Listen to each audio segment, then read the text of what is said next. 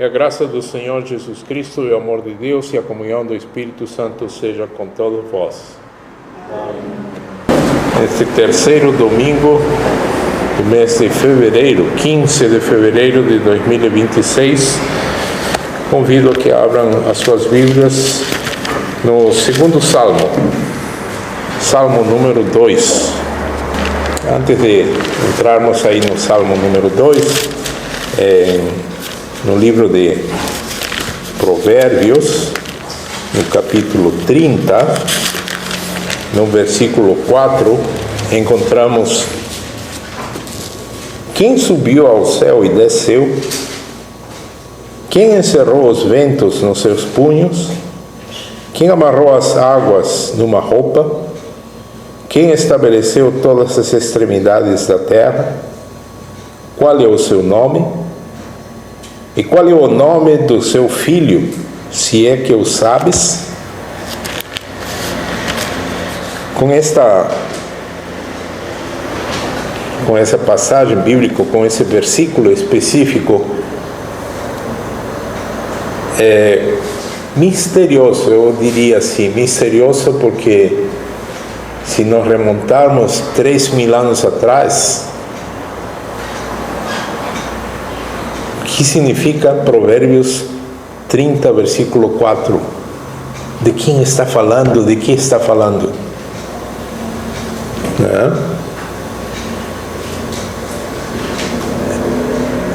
Tem algo que o povo diz, né? Depois que a coisa passou, todo mundo sabe.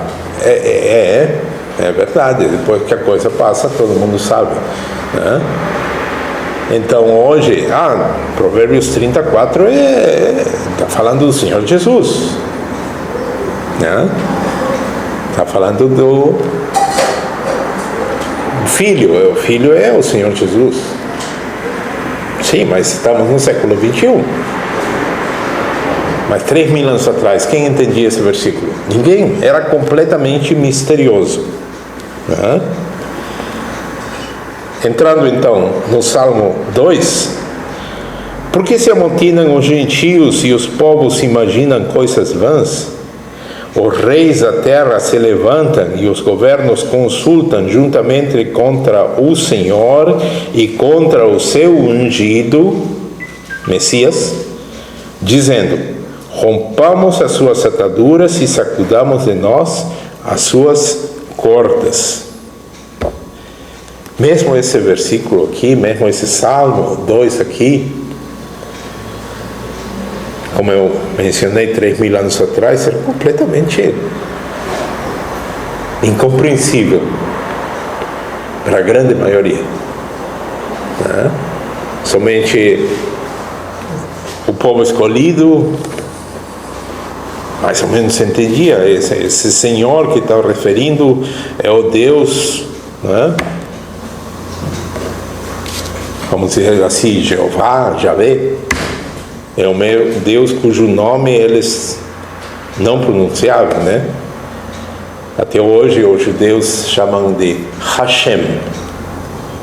Mas Hashem, isso é hebraico. E que significa? O nome. Ha é o artigo, o, a, os, as, e Shem, né? Nome. Por exemplo, é bem fácil. Shemi Gustavo. Meu nome é Gustavo. Muito fácil, né? Então você também pode aprender esse pouquinho de grego, né? Shemi tal coisa, né? Pronto, né? Hashem, o nome. O nome que está acima de todo nome, que ninguém pode mencionar. Eles entendiam isso. Mas até hoje eles continuam rejeitando, assim como os gentios e os povos, né? Continuam rejeitando o Filho. A rebelião das nações se amotinam, aqui diz, né? Se amotinam os gentios e os povos imaginam coisas vãs. No original, está se referindo a um tumulto violento. Tumulto violento. E Esse imaginar é tramar, conspirar. Tá? Isso nos leva a que a humanidade retratada aqui, os gentios e os povos, né? A humanidade tem uma rejeição, e essa rejeição é política, é cultural e é principalmente uma rejeição espiritual, né? Não é ignorância, coitados, que eles não sabem que existe um Criador. Não, existem, eles sabem, né? Lá em Romanos o apóstolo diz que eles detêm esse conhecimento, essa verdade com injustiça, né? Então, não é uma ignorância, uma inocência, uma ingenuidade, não é. É hostilidade contra o próprio Criador. É uma hostilidade coletiva e deliberada, não é por acaso, né? Não é uma coisa assim casual, né? Ao ponto que eles colocam aqui no versículo 3, rompamos as suas ataduras. É uma rejeição da autoridade divina, né? Como se chama autoridade divina? Se chama soberania. E nós, ao longo desses anos que estamos,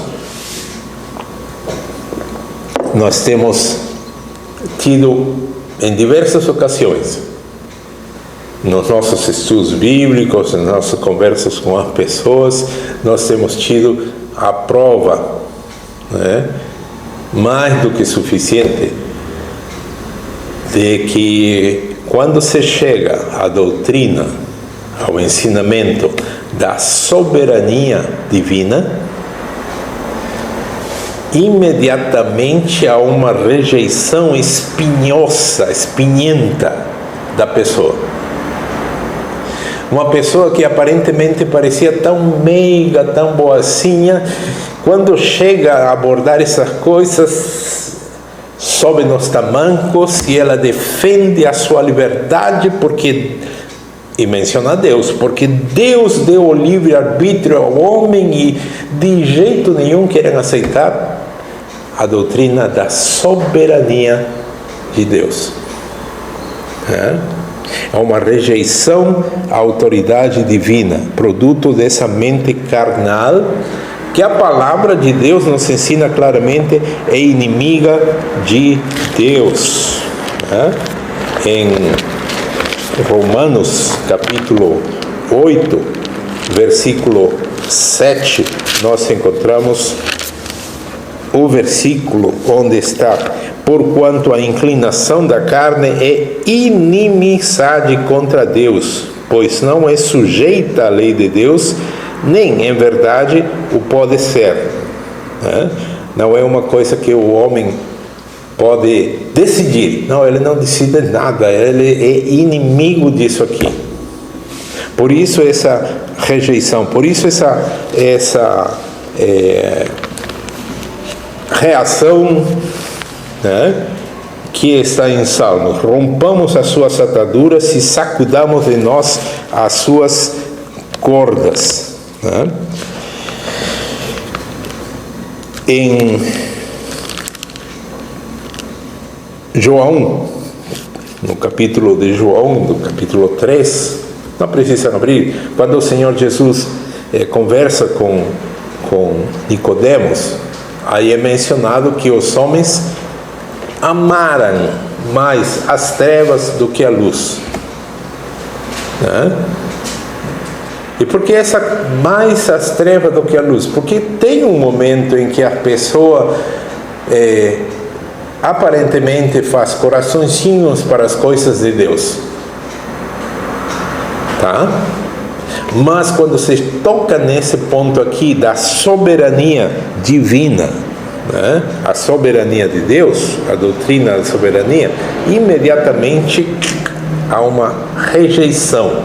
É como um porco-espinho, né, que quando ele está tranquilo, parece Parece um bichinho aí com seus cabelos todos mal penteados. Mas quando ele se vê aquado, irritado, levanta todos esses espinhos e parece mais um alfineteiro que outra coisa. Essa mesma reação é o que nós encontramos nas pessoas, né? No início, enquanto não pisarem os dedos, os calos, como você fala, está tudo bem. Eles, Deus, né, o Criador. Mas quando se fala da soberania de Deus, imediatamente o porco-espinho levanta suas puas, porque há uma rejeição, né? Mas o que nós encontramos aqui no versículo 4: aquele que habita no céu se rirá, o Senhor zombará deles. Aqui há um desdém, né? Isto nós lemos, por exemplo, em Provérbios, capítulo 1, no versículo 26. Provérbios 1, 26. Também da minha parte eu me rirei da vossa perdição e zombarei em vindo o vosso temor. Algum dia isso vai acontecer. Provérbios 1, 26, nós podemos dizer que é uma profecia. Quando isto acontecer, isso se refere a tempos futuros, os tempos que as pessoas gostam de chamar tempos apocalípticos, né? Da minha parte, diz o Senhor, eu me rirei da vossa perdição e zombarei em vindo o vosso temor. Vamos para Isaías capítulo 40, os versículos 15, versículo 17, 22 e 23. Isaías 40, 15. Eis que as nações são consideradas por ele como a gota de um balde e como o pó miúdo das balanças. Eis que ele levanta as ilhas como a uma coisa pequeníssima. Vamos só pensar em duas nações que ontem no estudo bíblico mencionamos: a China e a Índia juntas. 2,5 bilhões.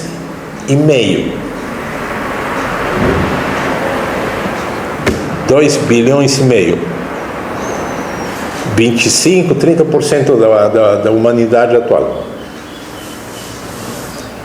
E aqui a palavra diz: eis que as nações, aqui se refere à humanidade inteira, mas só colocando essas duas nações, tá? Então, vamos imaginar, eis que as nações, essas duas, são consideradas por ele como a gota de um balde. Uma gotinha de água de um balde é completamente desprezível. Ninguém vai fazer questão, caiu uma gotinha de água de um balde cheio, né? Aqui diz claramente como são consideradas, como Deus, né, o Criador, considera as nações. No versículo 17: todas as nações são como nada perante ele. Ele as considera menos do que nada e como uma coisa vã, um vácuo. Está vendo? É por isso que eu não gosto do Antigo Testamento. Eu tenho uma coisa com o Antigo Testamento. Eu não creio nesse Deus. O meu Deus... E aí as pessoas soltam as suas elucubrações. Esse é o nosso Deus. Esse é o nosso Deus. No versículo 22 e 23: Ele é o que está sentado sobre o círculo da terra, cujos moradores são para ele como gafanhotos. Ele que estende os céus como cortina e os desenrola como tenda para neles habitar. O que reduz a nada os príncipes e torna em coisa vã os juízes da terra. Voltando para Salmos. Aquele que habita no céu se rirá, o Senhor zombará deles. As pessoas estão acostumadas a pensar: Jesus, tadinho dele, né? Como fizeram ele sofrer? Teve um dos seus discípulos, o mais afoito, Pedro, né? Mas de jeito, Senhor, de jeito nenhum isso acontece contigo. Não, mas sofrer na cruz, derramar sangue, não, de jeito nenhum. E qual foi a reação do Senhor Jesus? Sai de mim, Satanás, vai de retro.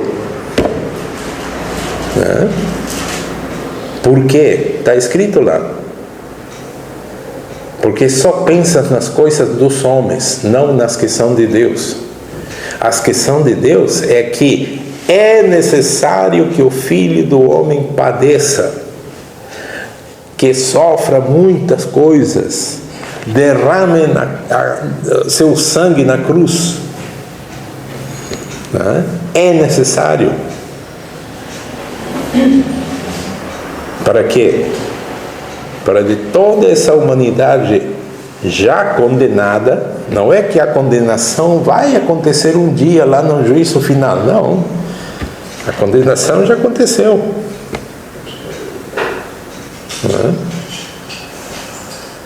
Tudo isso, esse sofrimento do Senhor Jesus, a cruz do Calvário, os 3 dias na sepultura, a sua ressurreição, tudo isso aconteceu para salvar um povo da condenação na qual eles já estavam.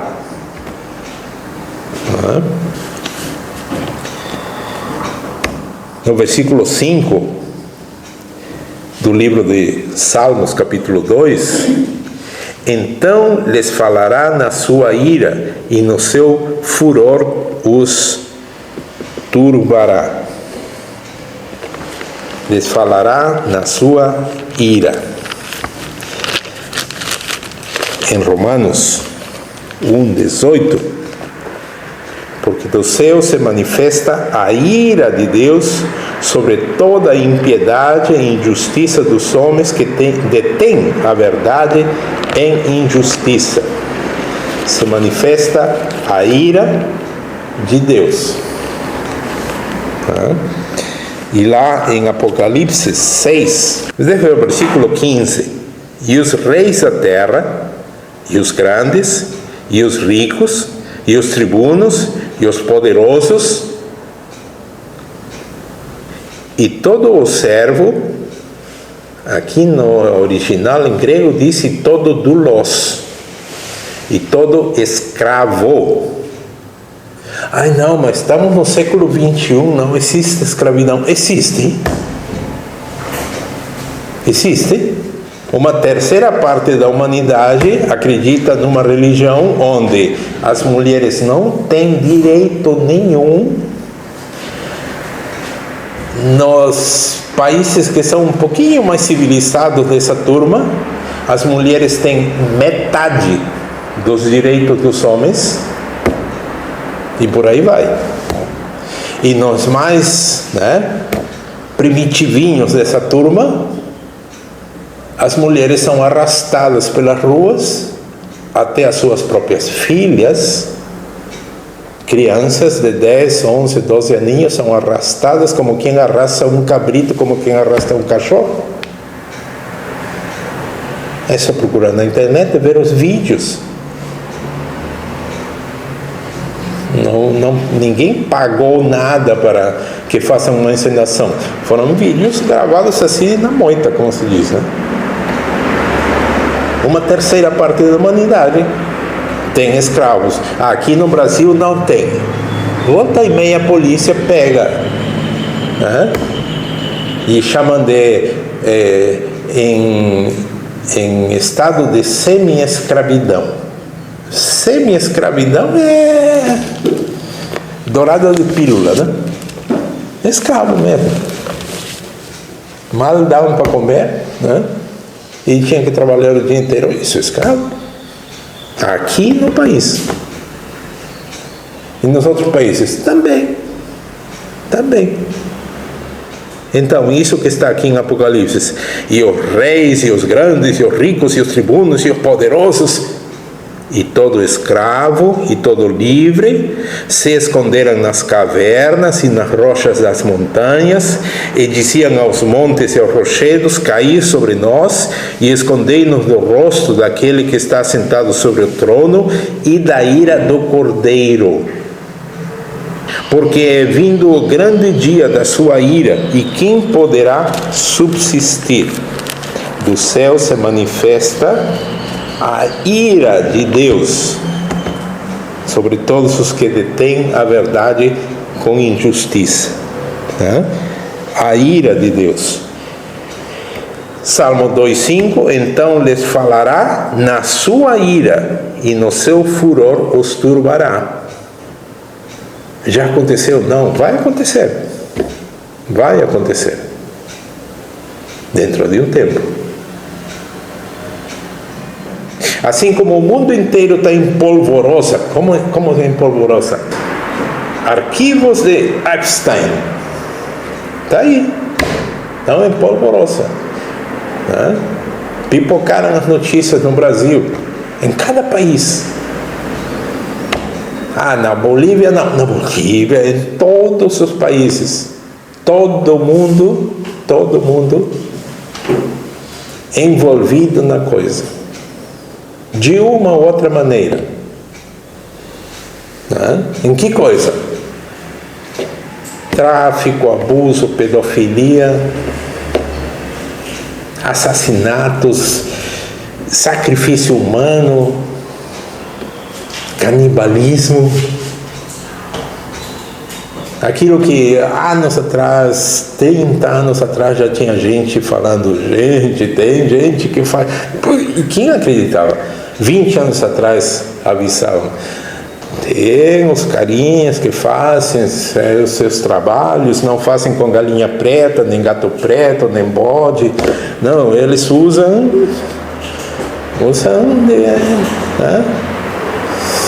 sacrifícios de 2 pernas. Quem acreditava? Não, isso não, você está viajando. Agora saiu. E vai vir mais, porque foram liberados 3,5 milhões de páginas. Imagine, páginas A4. Isso aqui é uma página A4, impressa. Imagine 3,5 milhões dessas páginas, dando nome, dando data, dando todos os dados dos envolvidos. Não são 3, 4 no mundo. É todo mundo envolvido. Deus lhes falará na sua ira. Versículo 6 de Salmo: eu, porém, ungi o meu rei sobre o meu santo monte de Sião. Ungi meu rei. No Salmo 110, versículo 1. Nós encontramos o seguinte: disse o Senhor ao meu Senhor. Está vendo? 2. O Senhor ao meu Senhor: assenta-te à minha mão direita, até que ponha os teus inimigos por escabelo dos teus pés. E lá em Apocalipse 6, 17, escondei-nos da ira daquele que está sentado no trono e do Cordeiro. Disse o Senhor ao meu Senhor: eu, Salmo 2,6, ungi o meu rei. E quem é esse que é o meu rei? Quem é? Em Apocalipse nós encontramos que o Senhor Jesus tem um nome. Rei de reis e Senhor de senhores. Né? Nós encontramos isso claramente em Apocalipse 19, 16. E no manto da sua coxa tem escrito este nome: Rei dos reis e Senhor dos senhores.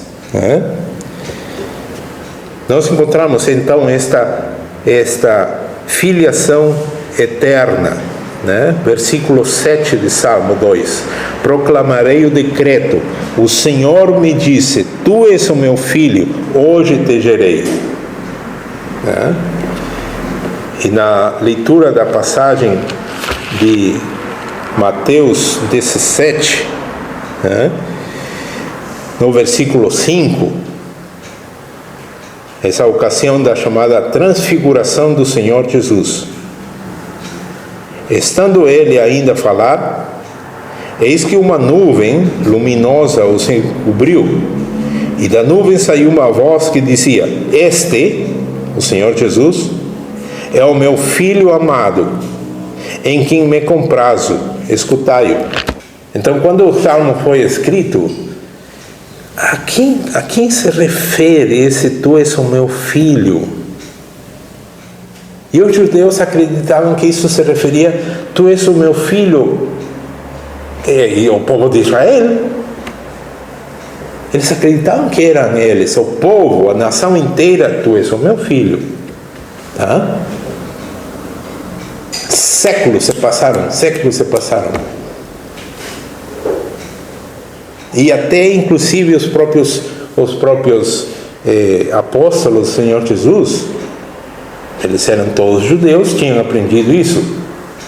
Quem é esse filho do Salmo 2? É o povo de Israel. Eles acreditavam nisso. E quando Pedro, João subiram lá no monte junto com o Senhor Jesus, eles ouviram essa voz: Este é o meu filho. Este é o meu filho amado. Escutem a ele.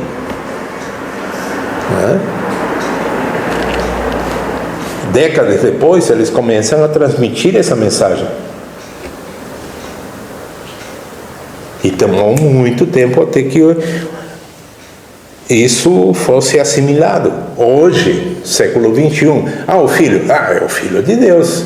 E até hoje, tanto os judeus como aquela religião que adora cortar os pescoços, eles discordam entre si, se odeiam, mas concordam em uma coisa: Deus é Deus e não tem filho. Essas duas religiões concordam nisso. E aí vão os cristãos ingênuos até dizer chega, porque o Deus dessas outras duas religiões é o mesmo Deus nosso. As três religiões abrâmicas, as três religiões monoteístas, não é o mesmo Deus, é o outro. O nosso Deus é a Trindade. O nosso Deus se revelou a nós na pessoa do Senhor Jesus. Ele é o nosso Deus, o Senhor Jesus. E essas outras duas religiões dizem: Deus é um só e não tem filho nenhum. Não é a mesma coisa, não é o mesmo Deus. Há uma submissão exigida aos reis. Falando do Senhor Jesus, versículo 8 de Salmo 2: Pede-me, e eu te darei os gentios por herança, e os fins da terra por tua possessão. Não é só Israel, a terra inteira. Versículo 9: Tu os esmigalharás com uma vara de ferro, tu os despedaçarás como a um vaso de oleiro. né? Uma vara de ferro. Tem algo assim, né? Sim, lá em Apocalipse, vara de ferro. Ele vai reinar com vara de ferro. Não vai reinar com luva de pinica. Né? E nós estamos esperando, venha a nós o teu reino. É esse reino. Né? E o que se espera da humanidade inteira, dos reis? Imagine, se dos reis se espera isso, o que se dirá do Joãozinho pé de chinelo? Né? Mas ninguém gosta de pensar assim. O Salmo continua: agora, pois, ó reis, sede prudentes, deixai-vos instruir, juízes da terra. Servi ao Senhor com temor e alegrai-vos com tremor. Essa é a submissão exigida aos poderosos do mundo. Se os poderosos do mundo têm que andar assim, pianinho, pianinho, imagine o Joãozinho, ninguém. Tá? É uma convocação às autoridades, há uma convocação e uma chamada ao arrependimento. Lá em Atos 17:30, nós lemos isso claramente. Mas Deus, não tendo em conta os tempos da ignorância, anuncia agora a todos os homens, sejam poderosos, os grandes, os reis, ou o Joãozinho, né? O Zé, o Manelzinho, anuncia a todos os homens, em todo lugar, que se arrependam. Essa é a convocação, né? Por quê? Versículo 12: beijai o filho, Salmo 2, né? Para que se não ire e pereçais no caminho, quando em breve se acender a sua ira. Em breve se acender a sua ira. O apóstolo Paulo nos diz na sua primeira carta aos Tessalonicenses, capítulo 5, versículo 3: pois que quando disserem a paz e segurança, então lhes sobrevirá repentina destruição, como as dores de parto aquela que está grávida, e de modo nenhum escaparão. Vai se escapar de quê? De aquilo que está lá em Apocalipse 6. Apocalipse 6, 16 e 17. Escondei-nos da ira daquele que está sentado no trono e da do Cordeiro. Beijai o filho, para que não se ire e pereçais no caminho, quando em breve se acender a sua ira. Em breve se acender a sua ira. Daqui a pouco a sua ira vai se acender. Apocalipse 19, 11 em diante. E vi o céu aberto, e eis um cavalo branco, e o que estava sentado sobre ele se chama Fiel e Verdadeiro, e julga e peleja com justiça, e os seus olhos eram como chama de fogo, e sobre a sua cabeça havia muitos diademas, e tinha um nome escrito que ninguém sabia senão ele mesmo, e estava vestido de uma veste salpicada de sangue, e o nome pelo qual se chama é a Palavra de Deus, o Verbo de Deus. E seguiam-nos os exércitos do céu em cavalos brancos e vestidos de linho fino, branco e puro. E da sua boca saiu uma aguda espada para ferir com ela as nações. E ele as regerá com vara de ferro. Está aqui o vara de ferro. Né? Ele as regerá com vara de ferro, e ele mesmo é o que pisa o lagar do vinho, do furor e da ira do Deus Todo-Poderoso. Em breve se acenderá a sua ira. Mas há uma boa notícia. Salmo 2:12, o final do Salmo, onde diz: bem-aventurados todos aqueles que nele confiam. bem-aventurados todos aqueles que nele confiam. Em Romanos 10:11, o apóstolo nos diz: porque a Escritura diz, todo aquele que nele crer não será confundido. E o arauto do Senhor Jesus, João, diz no capítulo 3 do Evangelho de João, versículo 36, aquele que crê no Filho tem a vida eterna, mas aquele que não crê no Filho não verá a vida, mas a ira de Deus sobre ele permanece. De acordo com esse versículo, essas duas religiões abrâmicas, essas duas religiões monoteístas, estão debaixo da ira de Deus.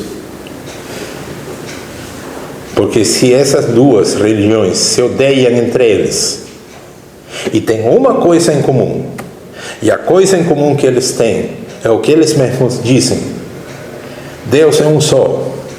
Como cristãos, Deus é um só, não há outro. E eles acrescentam: mas não tem filho nenhum. Caem aqui. Aquele que não crê no Filho não verá a vida, mas a ira de Deus sobre eles permanece. Não sejamos ingênuos. Sigamos o que a palavra de Deus nos diz. Nós estamos a cada dia nos aproximando daquele momento em que haverá um grande abraço entre as religiões e o mundo vai aplaudir como se sendo coisa boa. Mas a palavra de Deus permanece para sempre. Por isso a insistência: agarre-se no que a palavra de Deus diz. Não, mas eu ouvi um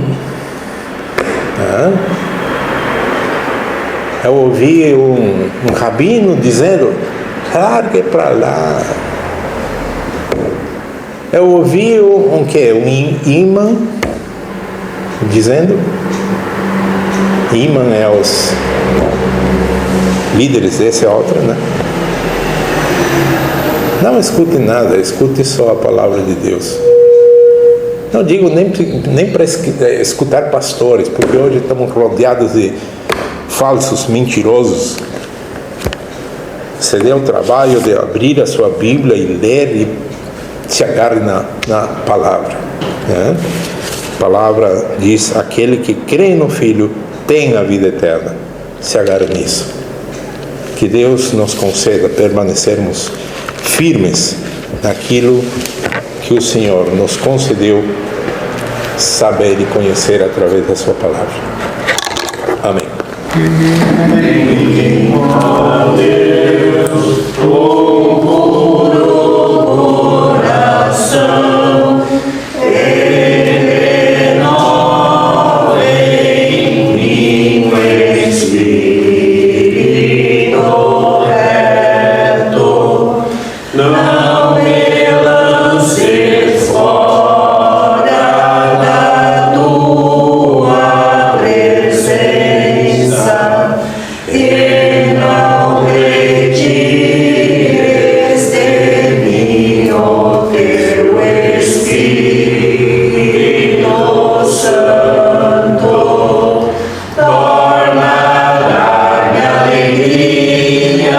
Da tua salvação.